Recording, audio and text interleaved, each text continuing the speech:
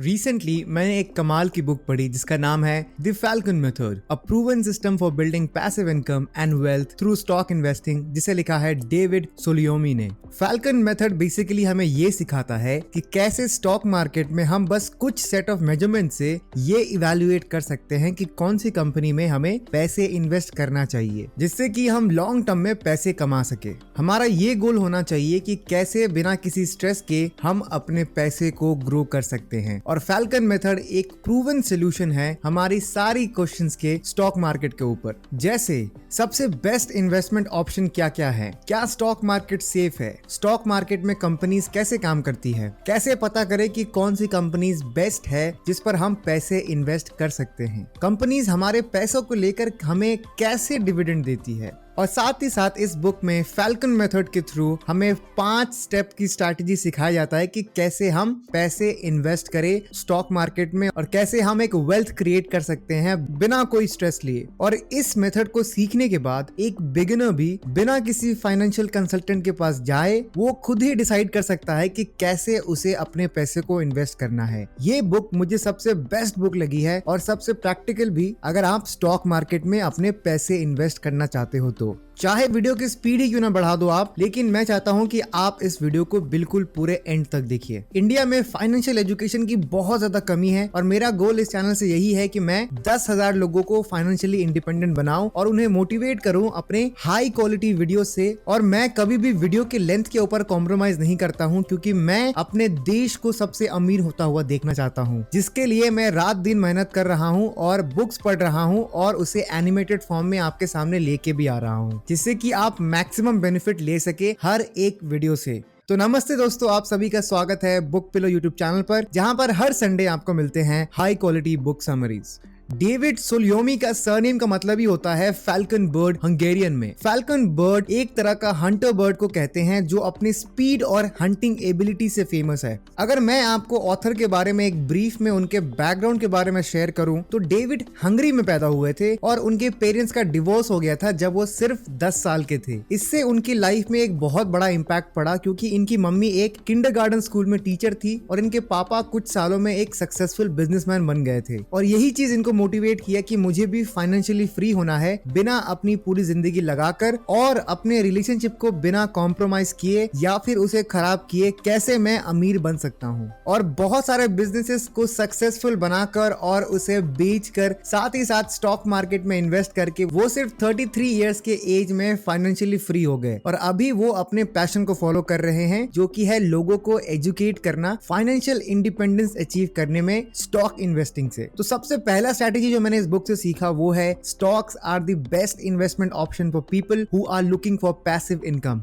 जब बात आती है इन्वेस्टमेंट की तो म्यूचुअल फंड्स, बॉन्ड्स या फिर स्टॉक जैसे बहुत सारे ऑप्शंस अवेलेबल हैं और लाखों प्रोफेशनल्स अपना जिंदगी इसी फील्ड में लगा देते हैं। तो एक एवरेज इंडियन कैसे इन लोगों से compete कर सके बिना ज्यादा कंफ्यूज हुए, और कैसे पता करे कि पैसे लगाने कहां पर हैं। वॉरेन बफेट को आज कौन नहीं जानता, वो one of the most successful investor है और साथ ही साथ उनकी थिंकिंग पैटर्न से हम बहुत कुछ सीख सकते हैं। 2011 में वॉरेन बफेट ने अपने शेयर होल्डर को एक लेटर लिखा जिसमें उन्होंने 3 तरीके के इन्वेस्टमेंट क्लास के बारे में शेयर किया। पहला है करेंसी बेस्ड इन्वेस्टमेंट। ये इन्वेस्टमेंट डायरेक्टली लिंक्ड है देश के करेंसी के ऊपर। बॉन्ड्स इसका बेस्ट एग्जांपल है। बॉन्ड्स बेसिकली एक तरीके का लोन होता है, मोस्टली गवर्नमेंट रिलीज करती है और जो इन बॉन्ड्स को खरीदता है वो एक तरीके का एग्रीमेंट कर लेता है कि फ्यूचर में उसको सेम अमाउंट मिलेगा और साथ ही साथ इंटरेस्ट भी मिलेगा जब वो उन बॉन्ड्स को सेम अथॉरिटी को बेचेगा। क्योंकि बॉन्ड्स हमेशा पैसों से डायरेक्टली लिंक्ड है, तो अगर देश का इकोनॉमी थोड़ा डाउन है और अगर इन्फ्लेशन भी बढ़ गया है तो यहाँ डायरेक्टली इन्वेस्टर को नुकसान फेस करना पड़ सकता है। फॉर एग्जाम्पल, अगर आपने एक बॉन्ड खरीदा है 100 रुपए में और देश का इन्फ्लेशन अगर 10% बढ़ गया है तो आपको डायरेक्टली 10 रुपए का नुकसान हो जाएगा, क्योंकि उस 100 रुपए की वैल्यू अब बन चुकी है 110 रुपए। यानी जिस चीज को आप 100 रुपए में खरीद सकते थे अब वो आपको 110 रुपए के कॉस्ट में आपको मिल रहा है। लेकिन आपने एग्रीमेंट तो सेम पैसों की थी प्लस इंटरेस्ट पे भी किया था, तो आपको 100 रुपए ही मिलेंगे और साथ ही साथ 100 रुपए पे ही आपको इंटरेस्ट भी मिलेगा, ना कि 110 रुपए पे। और यहाँ पे इन्वेस्टर को काफी नुकसान फेस करना पड़ सकता है।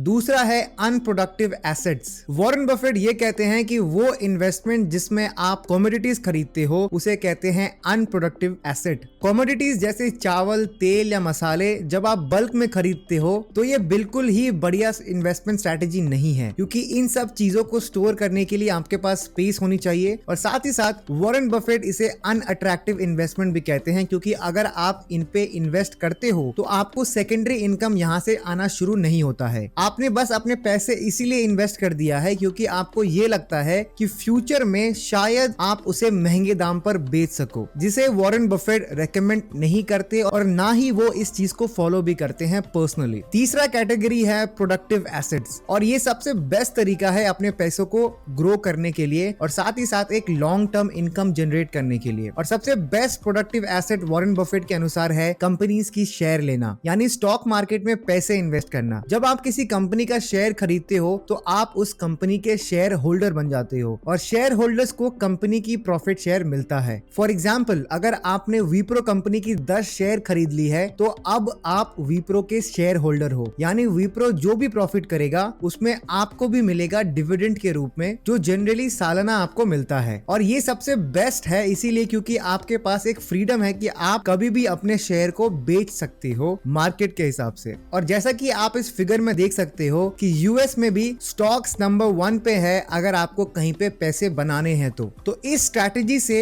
हम सभी ने ये सीखा कि अगर आपको अपने पैसे को ग्रो करना है और एक सेकेंडरी इनकम जनरेट करना है तो सबसे बेस्ट तरीका है कंपनीज के शेयर्स लेना। और अभी आप शायद थोड़ा कन्विंस भी हो चुके होंगे कि स्टॉक्स में पैसे इन्वेस्ट करने के लिए, लेकिन उससे पहले ऑथर हमें ये सीखने के लिए कहते हैं कि कंपनीज काम कैसे करते हैं, जिससे कि आपको आइडिया मिल सके कि उन कंपनीज के बारे में और आप बढ़िया इन्वेस्टमेंट स्ट्रैटेजीज भी यूज कर सको।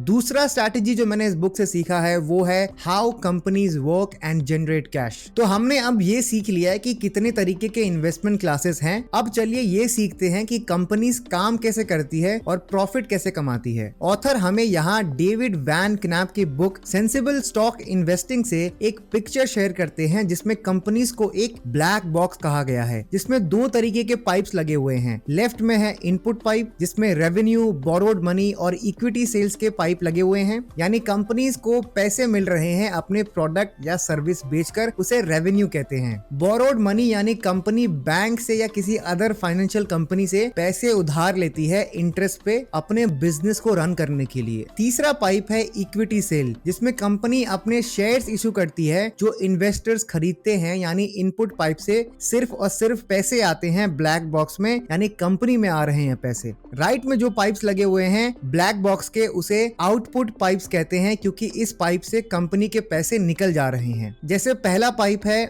ऑन गोइंग एक्सपेंसेस, यानी ये वो खर्चे हैं जो कंपनी को उठाना पड़ता है अपने बिजनेस को रन करने के लिए, जैसे employee salaries, production cost, service cost, ये सब इसमें आते हैं। दूसरे पाइप में आता है कैपिटल एक्सपेंडिचर, ये वो खर्चे हैं जो कंपनी के लिए यूजफुल है लेकिन लॉन्ग टर्म में, जैसे कंप्यूटर्स खरीदना, फर्नीचर्स खरीदना, मशीन्स एंड इक्विपमेंट्स लेना, इसे कैपिटल एक्सपेंडिचर कहते हैं। तीसरा पाइप है एक्विजिशन का, जब एक कंपनी दूसरी कंपनी को खरीद लेती है तो उसे एक्विजिशन कहते हैं और ये एक बहुत बड़ा एक्सपेंस होता है किसी भी कंपनी के लिए। चौथा है पेमेंट्स ऑन डेट, यानी जो पैसे बोरोड मनी पाइप से आते हैं, चाहे वो बैंक हो या कोई दूसरी कंपनी हो, उन पैसों को वापस करना पड़ता है किसी भी कंपनी को, वो भी इंटरेस्ट के साथ। तो इस पाइप से भी कंपनी की बहुत सारे पैसे चले जाते हैं। पांचवा पाइप है टैक्सेस, यानी हर कंपनी को गवर्नमेंट को टैक्स देना ही पड़ता है, जिससे भी ब्लैक बॉक्स से पैसे बाहर चले जाते हैं। सबसे इंपॉर्टेंट पाइप है इस पिक्चर में वो है प्रॉफिट का, यानी वो कंपनी इस पाइप से पैसे जो निकल रहे हैं उसे कैसे यूज करती है। ऑथर हमें रेकमेंड करते हैं कि हमें इसी पाइप पे सबसे ज्यादा फोकस करना चाहिए, क्योंकि हर किसी को प्रॉफिट देखना और समझना और खुद किसी चीज में प्रॉफिट गेन करने में सबसे ज्यादा मजा आता है। 3 तरीके से कोई भी कंपनी अपने प्रॉफिट को यूज करती है। पहला है डिविडेंड्स देकर, यानी कंपनी ये डिसाइड करती है कि प्रॉफिट की शेयरिंग हम अपने शेयर होल्डर के साथ शेयर करेंगे, इससे आपको पैसे मिलते हैं। दूसरा है शेयर बाईबैक मेथड। जब कंपनीज के पास एक्स्ट्रा पैसे होते हैं तो वो अपने ही शेयर खरीद लेते हैं ओपन मार्केट से, जिससे कि टोटल नंबर ऑफ शेयर्स की कंपनी की कम हो जाए और अर्निंग्स पर शेयर बढ़ जाए। तीसरा है रिटेन्ड अर्निंग्स। यहाँ पे कंपनीज उन पैसों को अपने पास ही रखती है, अपने कंपनी की ग्रोथ और एक्सपेंशन पे फोकस करती है। और अगर आप ध्यान से इस पिक्चर को देखेंगे तो आप देख सकते हैं कि इनपुट में चौथा पाइप रिटेन्ड अर्निंग का भी लगा हुआ है। हो सकता है कि आपको ये लगे कि इतना कुछ जानने की तो ना हमारे पास टाइम है और ना हमें करना है, लेकिन ऑथर ये कहते हैं कि आपको सब कुछ जानने की जरूरत भी नहीं है, क्योंकि फैल्कन मेथड से आप अपना टाइम बचा सकते हो और सेफर ऑप्शन को चूज कर सकते हो। तो अगर इस स्ट्रैटेजी को समराइज करें तो यहाँ ऑथर हमें यह सिखाने की कोशिश करते हैं कि हम किसी भी कंपनी को एज अ ब्लैक बॉक्स सोचना चाहिए, यानी उनके इंटरनल्स में क्या चल रहा है वो कोई भी कंपनी नहीं चाहती कि आप जानो, लेकिन एज अ इंटेलिजेंट इन्वेस्टर हमें बस उस ब्लैक बॉक्स के पाइप पे फोकस करनी है जो हमारे कंट्रोल में भी है। किसी भी कंपनी का गोल होता है वैल्यू क्रिएशन, यानी ज्यादा पैसे कमाना जितने वो खर्च कर रही है। अगर हम सिर्फ कुछ चीजों पर फोकस करें तो हमें किसी भी कंपनी का आइडिया मिल जाएगा और हम उस कंपनी में इन्वेस्ट करेंगे या नहीं करेंगे इसका भी एक पूरा डिटेल एनालिसिस आप खुद कर सकते हो। फैल्कन मेथड के 5 स्ट्रैटेजीज को समझने से पहले हमें फैल्कन मेथड के गोल समझना होगा। तो तीसरा स्ट्रैटेजी जो मैंने इस बुक से सीखा है वो है the goal of the Falcon method is to buy and hold. यानी ऑथर हमें रेकमेंड करते हैं कि हम सभी को एक ऐसा स्टॉक पोर्टफोलियो बनाना चाहिए जहां पर हम बाय एंड होल्ड टेक्निक को फॉलो करें। यानी आपको सिलेक्टेड कंपनीज के शेयर्स खरीदने हैं और उसे फिर लंबे समय तक होल्ड पे रखना है, यानी जल्दी बेचना नहीं है। ऑथर ये कहते हैं कि सिर्फ कुछ लोग ही बिल्कुल लैविश लाइफस्टाइल जीते हैं स्टॉक मार्केट से पैसे कमाकर, लेकिन ज्यादातर लोग क्वांटम इन्वेस्टिंग मेथड को यूज करते हैं, यानी एक ऐसा क्लासिक और पुराना मेथड जहां पर इन्वेस्टर्स कुछ सबसे बेस्ट शेयर्स खरीदते हैं और 1 साल तक वेट करते हैं, उसके बाद फिर बेच देते हैं और फिर से वो कुछ बेस्ट शेयर्स खरीदते हैं और फिर 1 साल बाद बेच देते हैं और ये प्रोसेस रिपीट होता रहता है। ऑथर के हिसाब से ये मेथड अच्छा है, लेकिन इस मेथड में एक पॉइंट को बिल्कुल इग्नोर करते हैं इन्वेस्टर, वो है साइकोलॉजिकल बायस, यानी इन्वेस्टर्स अपने इमोशन से भी शेयर्स खरीदते हैं। क्वांटम इन्वेस्टिंग मेथड के कुछ डिसएडवांटेजेस हैं, जैसे सबसे पहले इस मेथड में इन्वेस्टर एक लिस्ट बनाते हैं कंपनीज की जो 1 साल में अच्छा परफॉर्म कर सकती है, और मैक्सिमम कंपनीज ऐसी कंपनीज होती हैं जिसके बारे में उन्होंने कभी सुना भी नहीं होता है। तो ऑथर यहाँ पे एक सवाल पूछते हैं कि क्या आपको एक ऐसी कंपनी में पैसे लगाने चाहिए जिसका कभी आपने नाम भी नहीं सुना है। दूसरा डिसएडवांटेज है इस मेथड का, वो ये है कि बहुत ही ज्यादा इनकंसिस्टेंट है ये मेथड, क्योंकि बहुत बार कंपनीज 2-3 सालों तक अच्छा परफॉर्म नहीं करती है, तो इन्वेस्टर के पास उतना पेशेंस भी नहीं होता है कि वो इतने समय तक इन्हें होल्ड कर सके। क्वांटम इन्वेस्टिंग मेथड से एडवांस है फैल्कन मेथड। इस मेथड में ऑथर साइकोलॉजिकल और इमोशनल डिसीजन मेकिंग पर भी फोकस करते हैं, और बाय एंड होल्ड मेथड से लॉन्ग टर्म तक एक कंटिन्यूअस डिविडेंड पे आउट मिलता रहता है। और साथ ही साथ फैल्कन मेथड में सिर्फ और सिर्फ वेल नोन कंपनीज में ही इन्वेस्ट करना होता है, क्योंकि जिस कंपनी के बारे में आप सालों से सुनते आ रहे हो तो एज अ इन्वेस्टर भी आपका ट्रस्ट ज्यादा होगा कंपेयर करें उन कंपनीज के बारे में जिनके बारे में आप कुछ सुना ही नहीं हो या फिर जिनके इंफॉर्मेशन बहुत कम है इंटरनेट पे। इस स्ट्रैटेजी से हमने ये सीखा कि कैसे इन्वेस्टर्स सिर्फ क्वांटम इन्वेस्टिंग मेथड को फॉलो करते हैं और क्यों हमें फैल्कन मेथड को यूज करना चाहिए, और साथ ही साथ फैल्कन मेथड इन्वेस्टर के साइकोलॉजिकल और इमोशनल डिसीजन मेकिंग पे भी फोकस करता है, और लॉन्ग टर्म में बाय एंड होल्ड मेथड से आपको ज्यादा रिटर्न मिल सकता है कंपेयर करें अगर हम क्वांटम इन्वेस्टिंग मेथड को फॉलो करते हैं तो। अब बात करते हैं फैल्कन मेथड के बारे में। फैल्कन मेथड में 5 स्ट्रैटेजीज हमें फॉलो करना है। पहला स्ट्रैटेजी है फैल्कन मेथड का, select group of top quality companies. तो अगर आप अभी कन्विंस्ड हो गए हो कि आपको स्टॉक मार्केट में शायद पैसे लगाने चाहिए, लेकिन उससे पहले आपको टॉप कंपनीज को सेलेक्ट करना होगा जो एटलीस्ट 20 साल से रेगुलर डिविडेंड पे कर रही है। ऑथर ये कहते हैं कि हमें डिविडेंड पे फोकस करना चाहिए, क्योंकि यही एक रिलायबल और ट्रस्टवर्दी स्टेटमेंट है कॉर्पोरेट रिपोर्ट्स में जो हमारे काम की है, वरना बाकी चीजों पर कभी कभी कंपनीज मैनिपुलेटिव डेटा शेयर कर सकती है, जैसे कि रेवेन्यू या फिर कैश फ्लो। एक एग्जाम्पल ऑथर शेयर करते हैं, एक कंपनी थी एनरॉन नाम की, जो कि एक इलेक्ट्रिक और नेचुरल गैस सप्लायर थे। 2000 साल में इस कंपनी ने ये क्लेम किया कि उनकी रेवेन्यू जो है वो 101 यूएस बिलियन डॉलर्स है, और ठीक उसके एक साल बाद यानी 2001 में उनका फॉल्स डेटा शेयर करना पकड़ा गया और उन्होंने बैंकरप्सी के लिए फाइल किया। बैंकरप्सी मतलब होता है कि आपने पूरे हाथ ऊपर कर दिए कि मेरे पास कुछ पैसे है ही नहीं, या फिर जिसे हम नॉर्मल लैंग्वेज में कहते हैं कंगाल या फिर बर्बाद होना।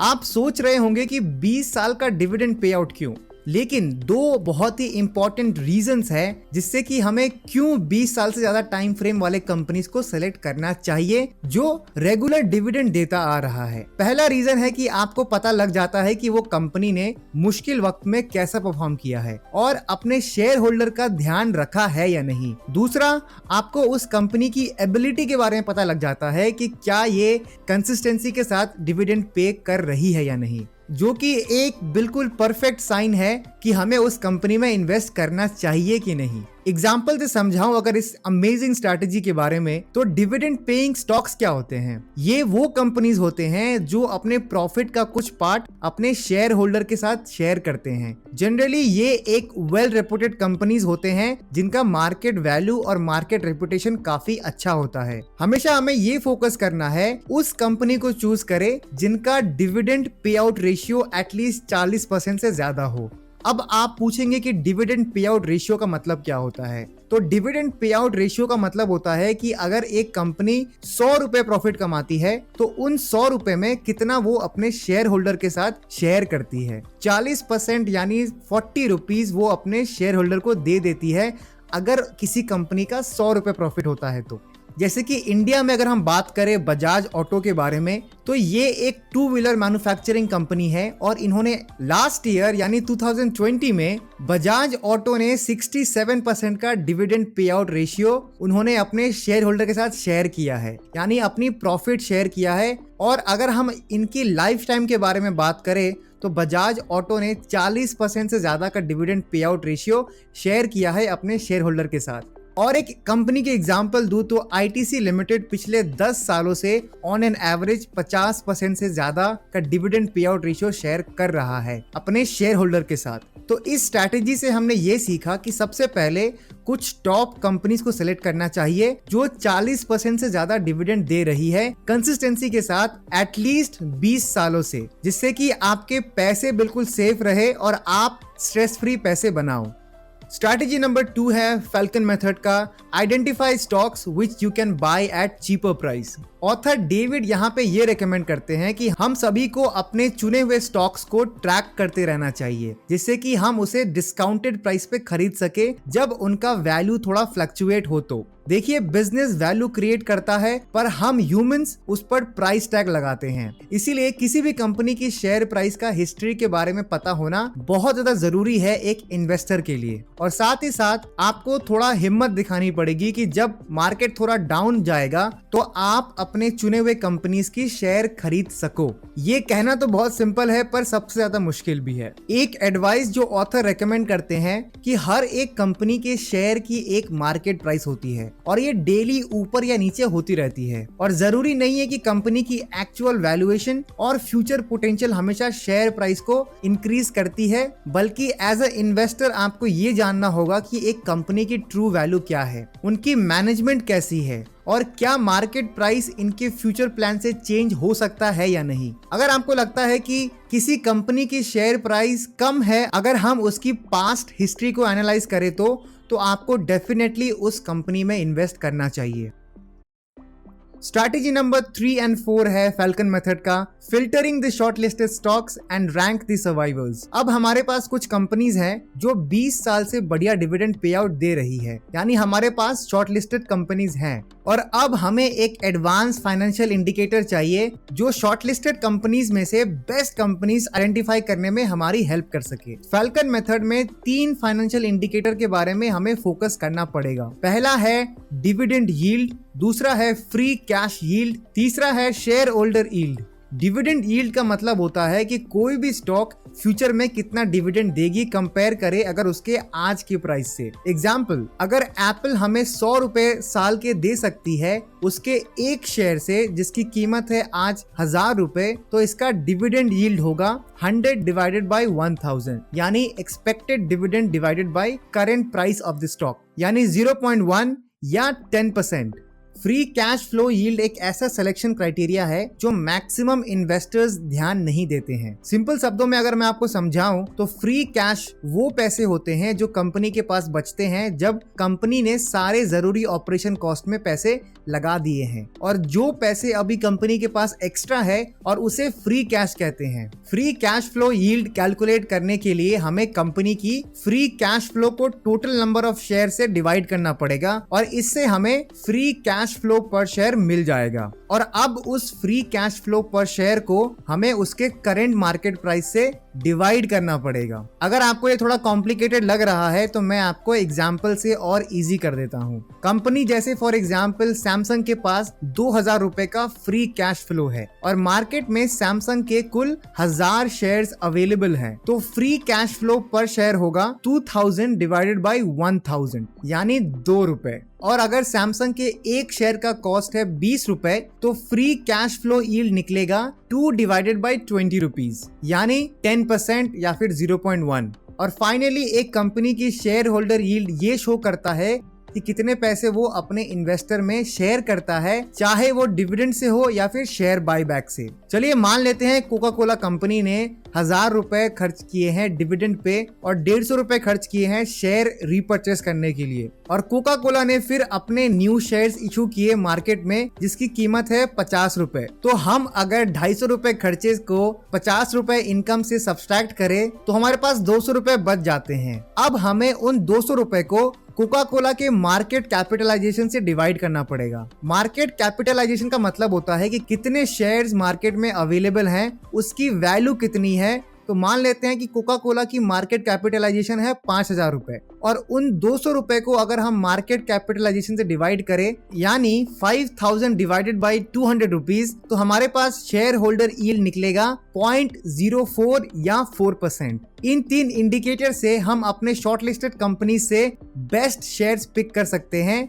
वैसे जब आप ये फिल्टर करें तो कोशिश करिए कि मिनिमम वैल्यू का इस्तेमाल करिए, और आप देखेंगे कि आप बहुत कम कंपनीज इन फिल्टर से बाहर निकलेगी, यानी आपका इन्वेस्टमेंट और भी ज्यादा सेफ रहेगा क्योंकि आप इतना कुछ कर रहे हो। फैल्कन मेथड में अब हमें रैंकिंग करनी पड़ेगी कंपनीज की, और इसे करना काफी ज्यादा इजी है। मान लेते हैं कि उन 3 फाइनेंशियल इंडिकेटर्स जैसे कि dividend yield, free cash flow yield और शेयर होल्डर यील्ड से 2 कंपनीज ने अच्छा परफॉर्म किया है, यानी stock A and stock B. लेकिन अब सवाल ये आता है कि इनमें से आप रैंक किसको कैसे करोगे, यानी स्टॉक ए को फर्स्ट रैंक मिलना चाहिए या फिर स्टॉक बी को फर्स्ट रैंक मिलना चाहिए आपके प्रेफरेंस लिस्ट में। इसके लिए हमें सबसे पहले परसेंटेज में उन 3 फाइनेंशियल इंडिकेटर का रिजल्ट लिखना पड़ेगा और उनको फिर ऐड करके 0.333 से मल्टीप्लाई करना पड़ेगा, जिससे कि स्टॉक ए और स्टॉक बी का पॉइंट्स आपको मिल जाएंगे कि कैसे रैंक किसको पहले करना है। मान लेते हैं कि स्टॉक ए का डिविडेंड यील्ड है 5%, फ्री कैश फ्लो यील्ड है 7%